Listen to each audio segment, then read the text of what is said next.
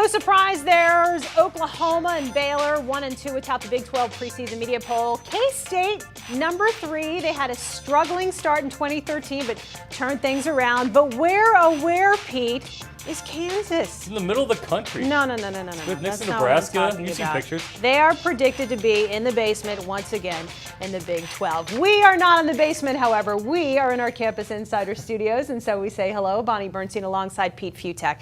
Let's try to talk about K-State's chances realistically. You got OU returning 20 starters. Yep. You got Baylor getting a commitment from Bryce Petty. He's going to stick around for his senior season. Yep. So the Wildcats can do what?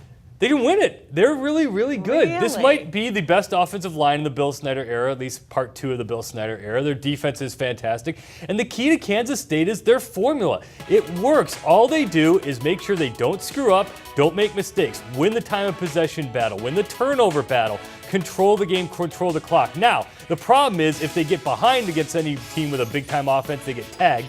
But if they can keep the opposing offense off the field, everyone's trying to hurry things up, everyone's trying to rush things. Kansas State just tries to keep things contained, frustrate teams, and it's worked for Bill Snyder thus far. And again, probably is the best team yet since he come back. Well, let's delve into that a little more. We're in this day and age where you got so many teams trying to run more than 80 plays a game, and yet Bill Snyder is succeeding with this ball control offense. Why do you think it works for him?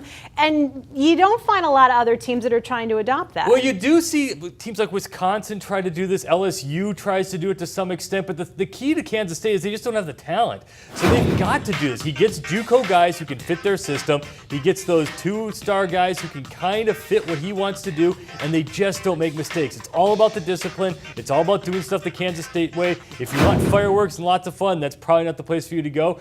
But he finds the guys, and it all kind of works for them. Well, Charlie Weis has tried to bring in the JUCO guys, and he did have 3 times as many wins last year, 3, than he did the year before, which really isn't saying much.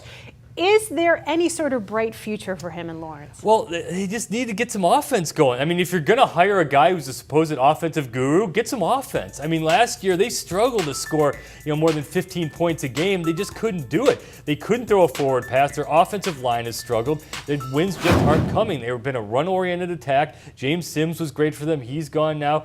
Again, kind of like Kansas State, they don't quite have the talent, so you need something to be able to go off, and they don't have the firepower to hang around with the Baylors and the Oklahomas of the world.